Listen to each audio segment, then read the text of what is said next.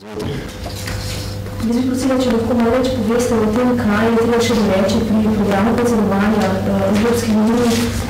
Predvsem gre recimo za problem, da je bilo počakati razvoj dogodkov in da zato čakate kemijski trditve program, ali so nekaj kakšne razpravljanja tudi ministri o tem, kaj je bilo v programu in kako. Ne moram vsebino govoriti, vendar pa lahko zavrnem vaše domneve, da gre za kakršnakoli razhajanja, da gre za kakršnakoli čakanje zaradi razvoja dogodkov, ker kot veste, program predsedovanja Republike Slovenije Evropske unije ni vezan na določene dnevne dogodke. Kot sem uvodno povedal, so ministri opravili obširno razpravo in na podlagi te so potrebne še nekatere manjše dopolnitve programa. Ne govorim o spremembah, govorim o manjših dopolnitvah in zato bo predlog programa predsedovanja Republike Slovenije Evropske unije v kratkem, predvidoma že prihodnji teden na seji vlade. Zbor ne gre za kakšne bistvene korenite spremembe, niti ne za kakšnokoli razhajanje.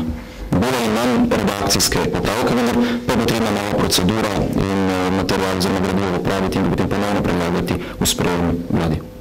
Rekli ste, da bo to poročilo o poteku pripravno predsedovanja, če se bo predstavil državni sekretar, ali to bomo narediti tudi jaz, vse kakšno oceno, ali kakšno ključno ugotovitev? Jaz ne bi želel zdaj skakati na eno ozemlje, glede na to, da bomo posebno novinarsko konferenco na to temo, vendar pa vlada ugotavlja, da so priprave na predsedovanje Slovenije zelo dobre, se bližajo koncu, so praktično končane in da tukaj ni nobene bojazni, da vlada ne bi mogla te odgovorne naloge, ki je pred nami, opraviti tako, kot je potrebno in kot od nas pričakuje tako slovenska, kot tudi evropska javnost. A lahko potem mogoče nekaj povezali s tem, a mogoče načrtujejo kakšen sklic, kakšnega sestanka s podpisnicami tega pakta o nenapadanju v zvezi s tem programom še kaj v prihodnje? Glede na to, da pač se podarjajo, da gre za projekt celotno slovenski projekt. Če ste dobro poslušali predsednika vlade, v njegovem govoru po izglasovanju zaupnici vlade je dejal, da je dejansko ta sporazum o sodelovanju parlamentarnih strank, tisti, ki so to podpisali pred predsedovanjem in sam predsedovanjem, ni mrtva črka na papirju, tako da jaz kakšnega smisla ne vidim, da se sklicujejo posebni sestanki, tudi ni bilo govora o tem. Bi si pa podarjen seveda želel, da bi parlamentarne stranke konstruktivno pristopile k sodelovanju pri predsedovanju Republike Slovenije Evropske unije in se pač tistega, k čemu so se zavezali v tem sporazumu tudi držali. Če sem vas prav razumel, kot nekaj menim, da pismo Boruta Pahorja premijera Janši po tej seji je v bistvu neumestno, kajti Janša je v bistvu dal, da je to res mrtva črka na papirju. Predsednik vlade je na to pismo že pred tem pismom odgovoril javno. Mogoče še v zvezi s predsedovanjem, če veste, se ne vem, zdaj, ko ste počeli o tem govorili, ampak zanima me, naj ne bil en neformalni vrh v zvezi s Zahodnim Balkanom februarja, je bilo v tem kaj govora, ali je to zdaj že potrjeno, ali ni, ali je bilo v tem kaj govora? Na današnji vladi ne, kot sem pa iz istih razlogov, kot sem kolegici iz Radia Slovenije povedal, ne bi želel skakati v zelo državnem sektorju, ki bo to podrobno predstavljeno na svoji novinarski konferenci. Gospod Hajdinjak, če dovolite še povedali. Glede predsedovanja, očitno bo posel ena velika tema. To, če sem vas prav razumel, ne vpliva na sam program slovenskega predsedovanja. Program slovenskega predsedovanja so določene prioritete. Slovenija kot predsedujoča Evropske unije se odziva tudi na aktualna dogajanja v ožji in širši regiji, tako da se bomo s statusom oziroma problemom Kosova srečevali še tudi v času našega predsedovanja. To razporočilo znanjega ministrstva, danes oziroma od Sveza, piše, da bo upravljena, če prav razumem, nedavno revizija stroškov predsedovanja. Ja. To pa znaša, potem se spremljena, da če bi bilo nekaj znašno oceni.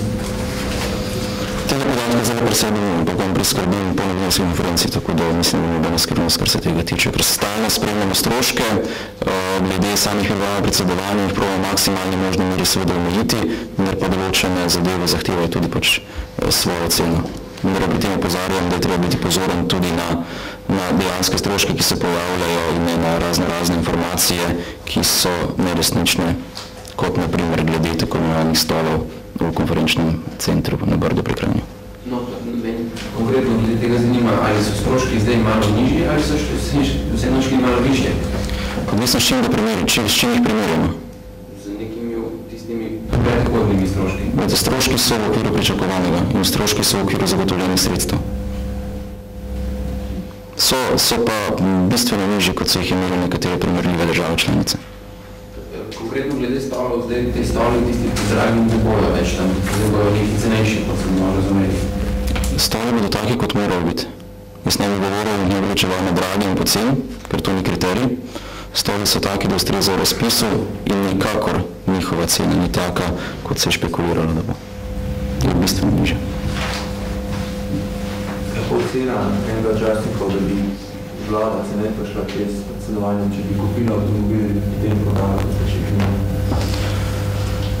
Gre za ceno rumenega časopisa, če govorila o istem, ki je glede na informacije, ki jih velikokrat poda, ne bi želel podrobneje komentirati.